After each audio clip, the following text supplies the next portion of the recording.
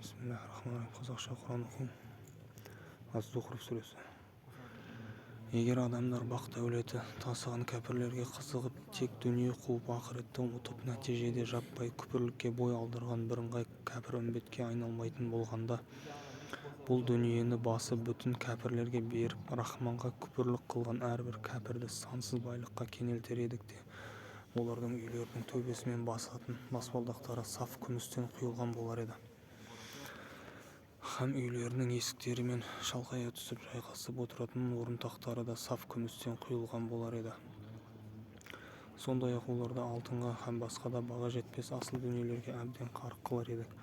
Дегенмен бұлардың бәрі де дүниедегі қу тіршіліктің болмашы бұйым боқшасы ғана, ал қисапсыз нығметке толы мәңгілік бақыт мекені ақырет болса, Раббыңның құзырында тақуалардың еншісінде.